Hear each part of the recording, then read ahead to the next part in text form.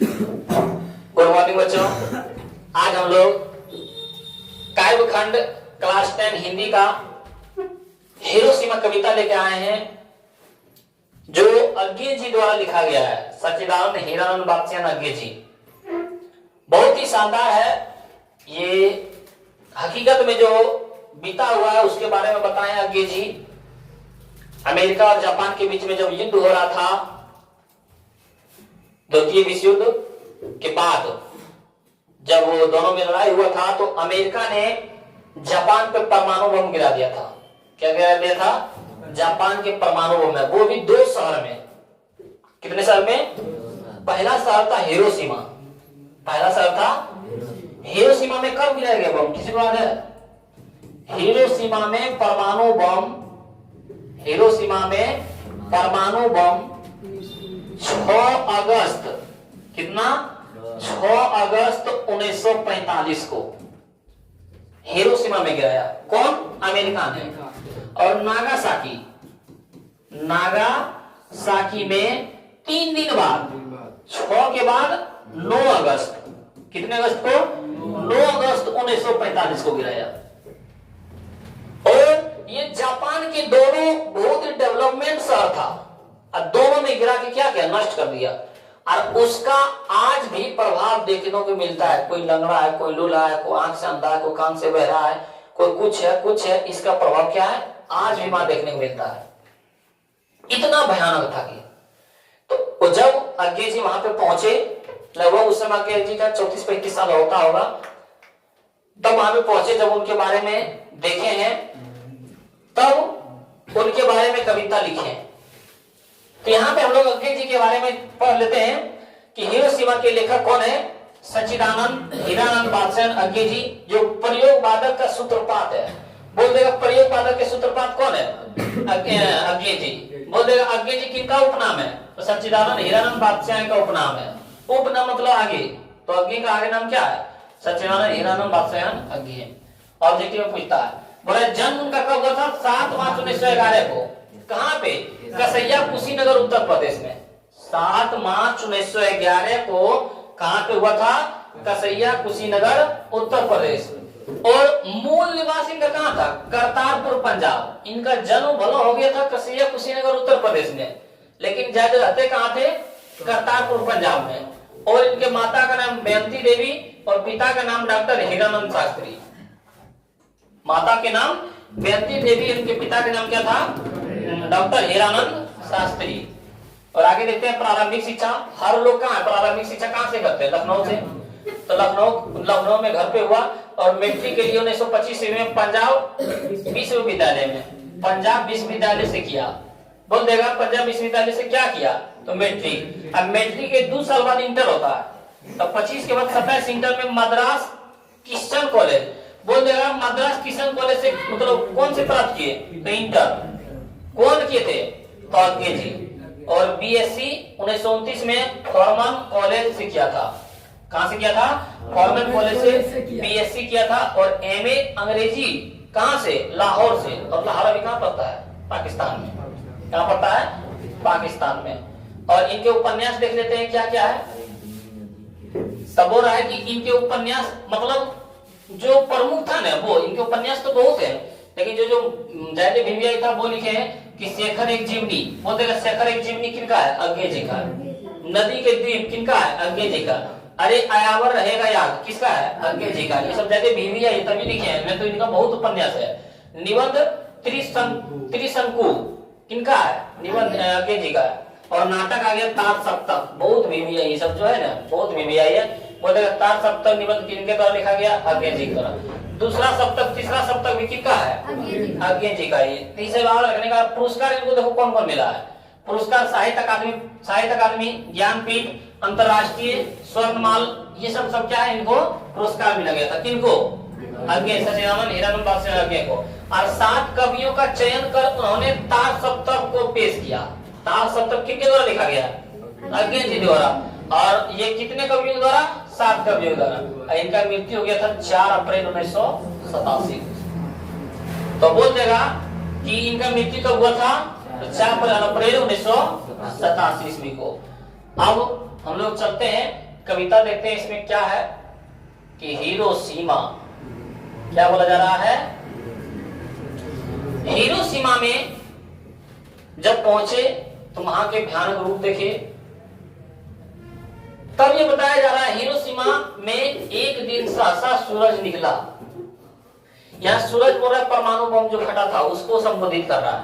तब बोल देगा सूरज का नाम क्या है, अणुबम या परमाणु बम। तो बोला एक दिन सहसा, सहसा मतलब होता है अचानक, क्या होता है अचानक। एक दिन अचानक सूरज निकला, अरे क्षितिज पर नहीं नगर के चौक। क्षितिज मतलब किसको बोलता है, ये धरती है, ये क्या है पृथ्वी है, और यहां से जो सूर्य निकलते हैं, हम लोग जब सुबह सुबह में देखेंगे ना तो सूर्य हमें लगता है कि कहीं पृथ्वी से निकल रहा है, क्योंकि हम लोग को देखने के बाद लगता है कि एक बार पृथ्वी में अंदर चले जाते हैं और जब निकलते हैं तो पृथ्वी, तो जहां पृथ्वी और सूर्य का अलग होना है वहीं को बोलते हैं क्षितिज। क्या बोलते हैं, क्षितिज। तो वही बोल रहा है कि अरे क्षितिज पर नहीं, नगर के चौक से निकला। जो एक दिन अचानक सूरज निकला है वो क्षितिज से नहीं निकला था, वो कहां से निकला था, नगर के चौक से निकला था। और धूप बरसी, जो सूरज नगर के चौक से निकला था ने उससे भी धूप निकली, पर अंतरिक्ष से नहीं। जो सूरज आकाश से, अंतरिक्ष मतलब क्या था, आकाश, जो हम लोग का सुबह सुबह सूरज आकाश से निकल के अंतरिक्ष से क्या है धूप देता है, वो धूप अंतरिक्ष से नहीं, फटी मिट्टी से, परमाणु बम फटने से।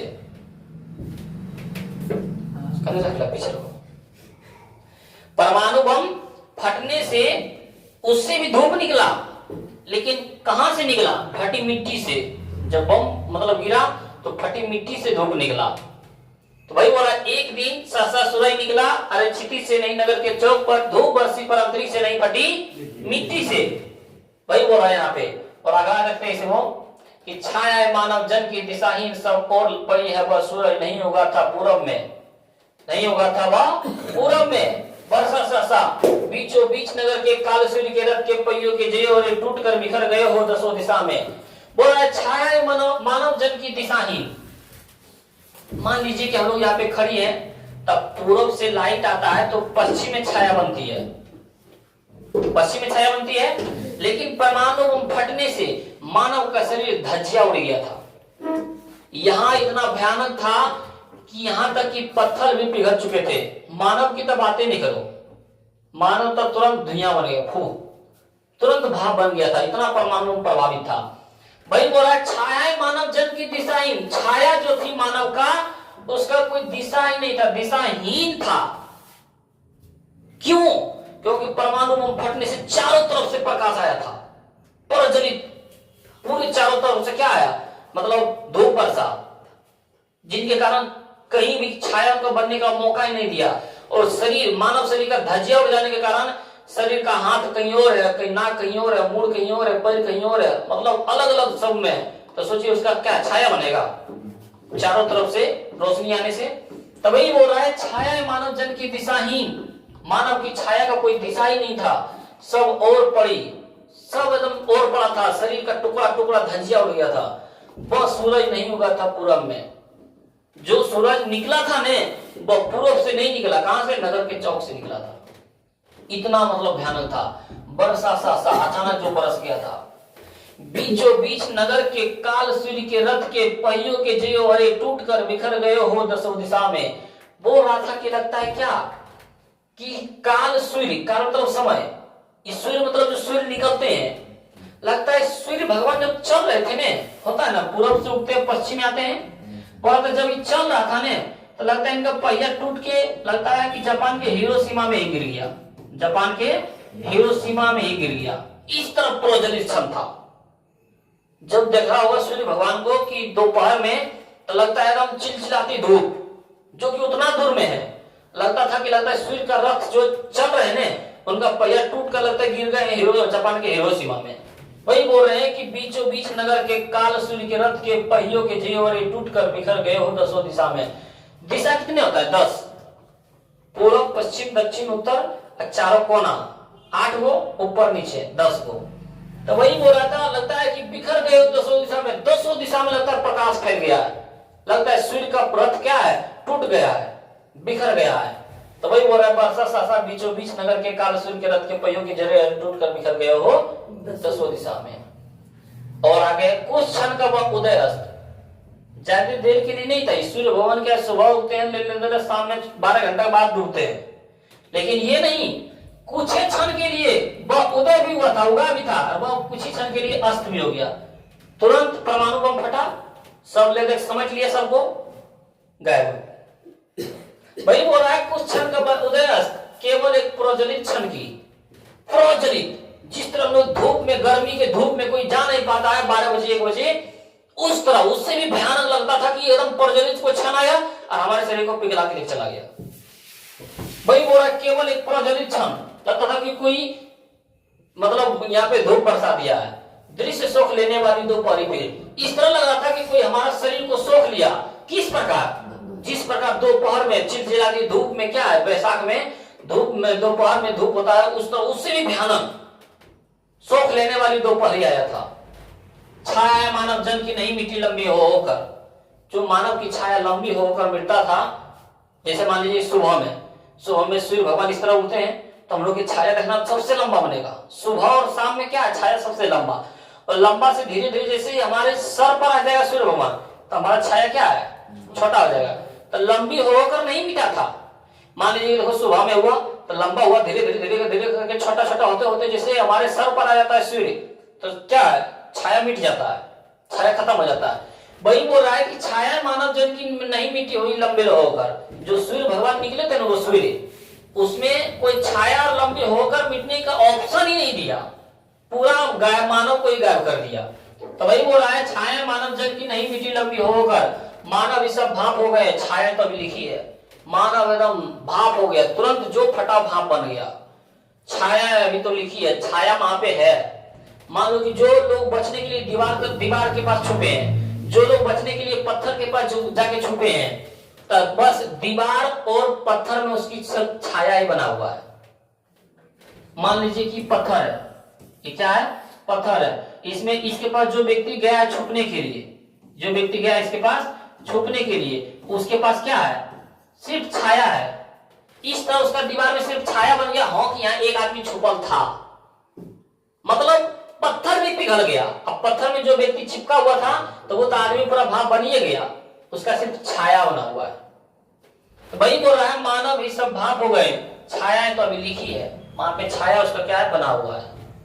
इसका आगे देखते हैं, बोल रहा है झुलसे हुए पत्थरों पर, झुलसे हुए पत्थरों पर उनकी छाया कहां कहां बना हुआ है, झुलसे हुए पत्थरों पर, उजड़ी सड़कों की गज पर।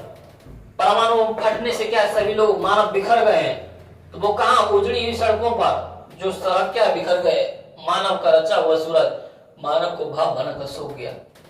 ये परमाणु बम का रचना कौन किया था, मानव ने किया था, और मानव को भाप बनाकर तो बोल देगा कि हिरोशिमा कविता से हमें क्या सीख मिलती है।